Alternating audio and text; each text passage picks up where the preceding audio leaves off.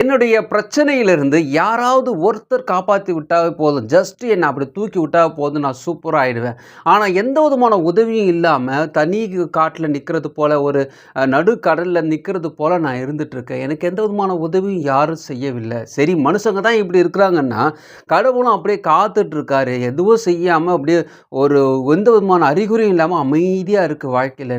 நாள்பட நாள்பட தினமும் நான் எழுந்து எழுந்து பார்க்குறேன். ஏதாவது நடக்கும், ஏதாவது ஒரு மாற்றம் நடக்கும்னு எதிர்பார்த்துட்டே இருக்கேன். ஆனா, அந்த எதிர்பார்த்தது மாரி எதுவுமே நடக்க மாட்டுது. மனசு விரக்தி ஆயிடுது. சில நேரத்துல சந்தேகமும் வந்துருது. இதெல்லாம் நடக்குமா? நடக்காதான்னு ஒரு சந்தேகம் வந்துருது. இத்தகைய சந்தேகத்துல நீங்க இருந்தீங்கன்னா, இந்த வீடியோ உங்களுக்கான வீடியோ. உதாரணத்துக்கு ஒரு பேங்க்குக்கு போறீங்க. பேங்க்ல ஒரு கியூல நிக்கிறீங்க. நீங்க வித்ட்ராவல் பண்ணக்கூடிய ஒரு இடத்துல இருக்கிறீங்க. அதேபோல ஒரு எல்லாரும் உங்கள சுத்தி நெறைய பேர் வரிசையா பின்னாடி நின்னுட்டு இருக்காங்க. திடீர்னு பார்த்தீங்கன்னா, ஒரு கவுண்டர் ஓப்பன் பண்றாங்க. சில பேர் என்ன பண்றாங்க, திடுதிப்புன்னு அந்த கவுண்டருக்கு போயிடுறாங்க. உங்களுக்கு பின்னாடி நின்னவங்க அந்த கவுண்டருக்கு ஓடணும்னு அவங்க ஃபர்ஸ்ட்டு வாங்கிடுறாங்க. அதேபோல இன்னும் கொஞ்ச நேரம் நீங்க அதே இடத்துல நின்னுட்டு இருக்கிறீங்க. இந்த சைடு ஒரு கவுண்டர் ஓப்பன் பண்றாங்க. உங்களுக்கு முன்னாடி இருக்கிறவங்க குடுகுடுன்னு ஓடிடுறாரு. இப்போ உங்களுக்கு ஒரு சந்தேகம் வரும். பின்னாடி இருக்கிறவன் போய் வாங்கிட்டான். முன்னாடி இருக்கிறவரும் போய் வாங்கிட்டாரு. நான் எதுக்கு இங்க நிக்கணும்? எல்லாருக்கும் நடக்குது. ஏன் எனக்கு நடக்க மாட்டுது? நம்ம கரெக்ட்டா தான போயிட்டுருக்கோம். நம்முடைய கடவுள் வார்த்தை கரெக்ட்டா தான சொன்னாரு. நம்ம ரொம்ப தாமதிக்கிறோமோ? இல்ல நம்ம மறந்துட்டோமோ? நம்ம வாழ்க்கையில நம்ம வேற ஏதாவது செய்யணுமோ?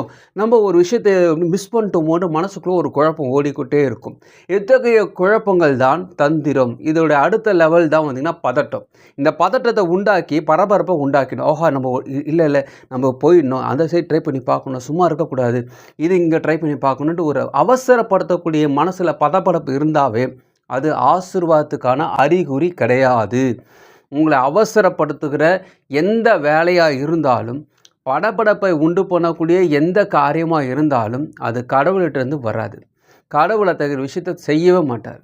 அப்போ படபடப்பு எதனால உருவாகுதுன்னு பார்த்தீங்கன்னா, நீங்க எந்த கவுண்டர்ல இருக்கிறீங்கன்றத வச்சு தான் அந்த படபடப்பு உண்டாகும். இப்போ உங்களுக்கு ஒரு 10,00,000 கடனோ அல்லது 15,00,000 கடன் அடைஞ்சா போன்னு நீங்க கவுண்டர்ல நிக்கிறீங்க. அந்த பணத்த வாங்குறதுக்கு நிக்கிறீங்கன்னு வச்சுக்கங்களேன். ஆனா கடவுள் திட்டம் அது இருக்காது.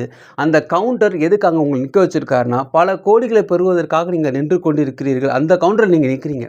உங்கள விட்டு ஓடி போனவங்கலாம் பார்த்தீங்கன்னா, புது புது கவுண்டர்ல ஓடி நின்னாங்க இல்லையா? அதெல்லாம் வந்து வெறும் ஆயிரக்கணக்கான பணத்தை தரக்கூடிய கவுண்டரா இருக்கும். இங்க ஒரு 10,000 மேல தருவாங்க. இங்க ஒரு ₹1,00,000 மேல தருவாங்க. ஆனா, நீங்க இருக்கக்கூடிய இடம், கடவுள் உங்களுக்காக வைத்தது கோடிக்கணக்கான ஆசீர்வாதம். அதனால இவங்களுக்கு நடந்துச்சே, நமக்கு நடக்கலையேன்னு கவலைப்படாதீங்க.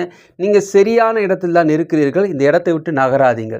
2வது முக்கியமான தந்திரம், நெறைய பேருடைய வாழ்க்கையில இந்த தந்திரம் வேலை செய்து அவங்கள திசை மாற செய்திருக்கிறது. கடவுள் எனக்கு தருவாரு. ஆமா, எனக்கு ஒரு இவ்வளோ பணம் வர வாய்ப்பு இருக்கு. ஆனா, இந்த ஃப்ரெண்டு மூலம் தர வாய்ப்பு இருக்குல்ல. அவன் தந்தா நல்லா இருக்கும்ல. ஸோ இப்படி இப்படி கூட தருவாரோ?